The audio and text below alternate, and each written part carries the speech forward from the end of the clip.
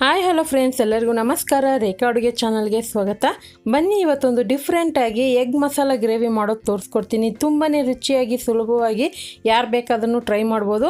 ಅದರಲ್ಲೂ ಈ ಗ್ರೇವಿ ಎಲ್ಲದಕ್ಕೂ ಸೂಪರಾಗಿರುತ್ತೆ. ಕಾಂಬಿನೇಷನು ಮಾಡೋದು ಸುಲಭ. ಇದು ಯಾವ ರೀತಿ ಮಾಡೋದು, ಇದಕ್ಕೆ ಬೇಕಾಗುವ ಇಂಗ್ರೀಡಿಯೆಂಟ್ಸ್ ನೋಡ್ಕೊಬರೋಣ.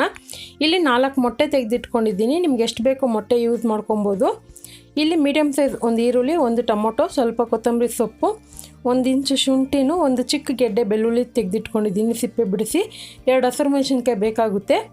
ಇಲ್ಲಿ ಕಸೂರಿ ಮೇಥಿ 1 ಟೀ ಸ್ಪೂನ್ ಬೇಕಾಗುತ್ತೆ. ಪಲಾವ್ ಎಲೆ 2 ಒಗ್ಗರಣೆಗೆ, 1 ಪೀಸ್ ಚಕ್ಕೆ, 2 ಏಲಕ್ಕಿ, ಒಂದು ಅರ್ಧ ಟೀ ಸ್ಪೂನ್ ಸೋಂಕಾಳು ತೊಗೊಂಡಿದ್ದೀನಿ. ಕೊತ್ತಂಬರಿ ಸೊಪ್ಪು ಕಟ್ ಮಾಡಿ ಇಟ್ಕೊಂಡಿದ್ದೀನಿ. ಕರಿಬೇವಿನ ಸೊಪ್ಪು ಒಗ್ಗರಣೆಗೆ.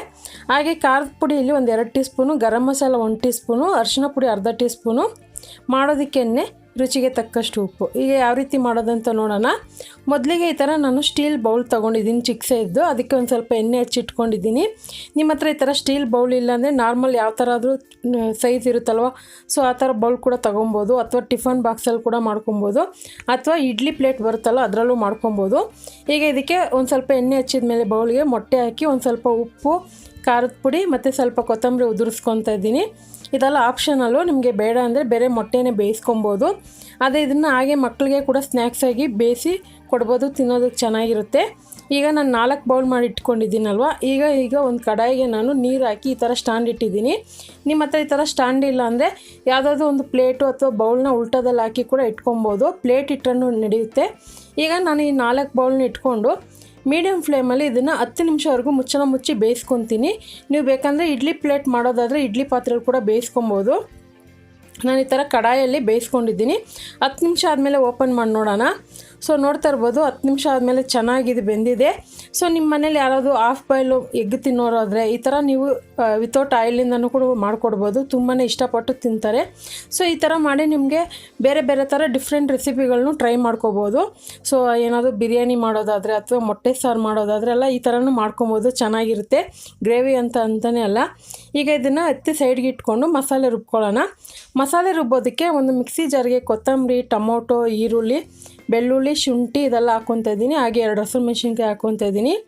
ಇಲ್ಲಿ ನಾನು ಖಾರದ ಪುಡಿ, ಕಾಶ್ಮೀರಿ ಚಿಲ್ಲಿ ಪೌಡರು ಮತ್ತು ನಾರ್ಮಲ್ ಖಾರದ ಪುಡಿ 2 ಯೂಸ್ ಮಾಡ್ಕೊತಾ ಇದ್ದೀನಿ, 1 ಟೀ ಸ್ಪೂನ್ ಆಗೋಷ್ಟು. ಯಾಕಂದರೆ ಕಲರ್ಫುಲ್ಲಾಗಿ ಚೆನ್ನಾಗಿರುತ್ತಲ್ವ, ಅದಕ್ಕೋಸ್ಕರನೇ. ಈಗ ಮಸಾಲೆನ ರುಬ್ಕೊಬಂದರೆ ಒಂದು ಸ್ವಲ್ಪ ನೀರು ಹಾಕಿ ರುಬ್ಕೊಳ್ಳಿ. ಈಗ ನಾನು ಒಂದು ಫ್ರೈ ಪ್ಯಾನ್ಗೆ ಒಂದು 1/4 ಕಪ್ ಆಗೋಷ್ಟು ಎಣ್ಣೆ ಹಾಕ್ಕೊಂಡಿದ್ದೀನಿ. ಎಣ್ಣೆ ಸ್ವಲ್ಪ ಈ ಗ್ರೇವಿಗೆ ತುಂಬ ಇದ್ದರೆ ಟೇಸ್ಟ್ ತುಂಬಾ ಚೆನ್ನಾಗಿರುತ್ತೆ. ಎಣ್ಣೆ ಬಿಸಿ ಆದಮೇಲೆ ಚಕ್ಕೆ, ಏಲಕ್ಕಿ, ಪಲಾವ್ ಎಲೆ ಮತ್ತು ಸೋಂಕಾಳು ಇದೆಲ್ಲ ಹಾಕ್ಕೊಂಡು ಒಗ್ಗರಣೆಗೆ ಫ್ರೈ ಮಾಡಿದ ಮೇಲೆ ರುಬ್ಬಿರೋಂಥ ಪೇಸ್ಟ್ ಹಾಕ್ಕೊತಾ ಇದ್ದೀನಿ. ಸೊ ಈ ಪೇಸ್ಟೆಲ್ಲ ಚೆನ್ನಾಗಿ ಹಸಿ ವಾಸನೆ ಹೋಗಬೇಕು. ಹಸಿ ವಾಸನೆ ಹೋದ್ರೇ ನಿಮಗೆ ಆ ಗ್ರೇವಿನಲ್ಲಿ ಟೇಸ್ಟ್ ಅನ್ನೋದು ಗೊತ್ತಾಗೋದು. ಸೊ ಅದಕ್ಕೋಸ್ಕರ ಇದನ್ನು ಚೆನ್ನಾಗಿ ಫ್ರೈ ಮಾಡ್ಕೊಳ್ಳೋಣ. ಮಿನಿಮಮ್ ಆದರೂ ಒಂದು 3 ರಿಂದ 4 ನಿಮಿಷ ಇದನ್ನು ಫ್ರೈ ಮಾಡ್ಕೊಳ್ಳಿ. ಕಲರ್ ಕೂಡ ಚೇಂಜ್ ಆಗುತ್ತೆ. ಈಗ ಮೊಟ್ಟೆ ಇದು ಸ್ವಲ್ಪ ತಣ್ಣಗಾಗಿದ್ದಲ್ವ, ಈ ಥರ ಸ್ಪೂನಿಂದ ಇದನ್ನು ಈ ಥರ ರಿಮೂವ್ ಮಾಡ್ಕೊಳ್ಳೋಣ, ಅಂದರೆ ಓಪನ್ ಮಾಡ್ಕೊಳ್ಳೋಣ.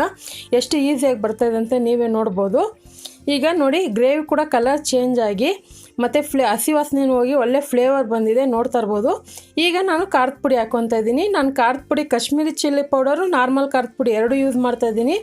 ಗರಂ ಮಸಾಲ, ಅರಿಶಿನ ಪುಡಿ ಮತ್ತು ಸ್ವಲ್ಪ ಕರಿಬೇವಿನ ಸೊಪ್ಪು, ರುಚಿಗೆ ತಕ್ಕಷ್ಟು ಉಪ್ಪು ಇದೆಲ್ಲ ಹಾಕ್ಕೊಂಡು ಚೆನ್ನಾಗಿ ಮಿಕ್ಸ್ ಮಾಡ್ಕೊತಾ ಇದ್ದೀನಿ. ಇದೆಲ್ಲ ಮಿಕ್ಸ್ ಮಾಡ್ಕೊಂಡು 1 ನಿಮಿಷವರೆಗೂ ಫ್ರೈ ಮಾಡ್ಕೊಳ್ಳೋಣ. ಯಾಕಂದರೆ ಸ್ಪೈಸಸ್ ಅನ್ನೋದು ಮಸಾಲೆಗೂ ಇಳ್ಕೊಬೇಕು ಮತ್ತು ಕಲರ್ ಕೂಡ ಚೇಂಜ್ ಆಗುತ್ತೆ. ನೋಡ್ತಾ ಇರ್ಬೋದು ಎಷ್ಟು ಸೂಪರಾಗಿರುತ್ತೆ ಅಂದರೆ, ಖಂಡಿತ ನೀವು ಒಂದ್ಸರಿ ಟ್ರೈ ಮಾಡಿದ್ರೆ ಸೊ ವೀಕ್ಲಿ 1 ಟೈಮ್ ನೀವೇ ಟ್ರೈ ಮಾಡ್ತಾ ಇರ್ತೀರ, ಅಷ್ಟು ಚೆನ್ನಾಗಿರುತ್ತೆ. ಈಗ ಅದೇ ಮಿಕ್ಸಿ ಜಾರ್ಗೆ ಒಂದು ಸ್ವಲ್ಪ ನೀರು ಹಾಕ್ಕೊಂಡು ಅದನ್ನು ಹಾಕ್ಕೊತಾ ಇದ್ದೀನಿ. ಮತ್ತು ಈ ಗ್ರೇವಿ ತಿಕ್ನೆಸ್ಸು ನಿಮ್ಗೆ ಎಷ್ಟು ಬೇಕೋ ಅಷ್ಟು ನೋಡಿ ನೀರು ಹಾಕ್ಕೊಳ್ಳಿ. ಸ್ವಲ್ಪ ತೆಳ್ಳಗೆ ಬೇಕಂದರೆ ತೆಳ್ಳಗೂ ಮಾಡ್ಕೊಬೋದು, ಅಥವಾ ನೀವು ಈ ಎಗ್ನ ಜಾಸ್ತಿ ಎಗ್ ಯೂಸ್ ಮಾಡಿ ಡ್ರೈ ಫ್ರೈ ಆಗಿ ಮಾಡೋದಾದ್ರೂ ಆ ಥರನೂ ಮಾಡ್ಕೊಬೋದು. ಇವಾಗ ನಾನು ಮೊಟ್ಟೆ ಹಾಕ್ಕೊತಾ ಇದ್ದೀನಿ. ಇದೆಲ್ಲ ಹಾಕ್ಕೊಂಡು ನಾನು ಹೇಳ್ದಂಗೆ ಮೊಟ್ಟೆ 4 ಅಂತಲ್ಲ, ನಿಮ್ಗೆ ಎಷ್ಟು ಬೇಕೋ ಅಷ್ಟು ಹಾಕ್ಕೊಬೋದು, ಮೊಟ್ಟೆ ಆಪ್ಷನಲ್ ನಿಮಗೆ. ಈಗ ಇದಕ್ಕೆ ಒಂದು ಸ್ವಲ್ಪ ಗ್ರೇವಿ ಮೇಲೆ ಹಾಕ್ಕೊತಾ ಇದ್ದೀನಿ.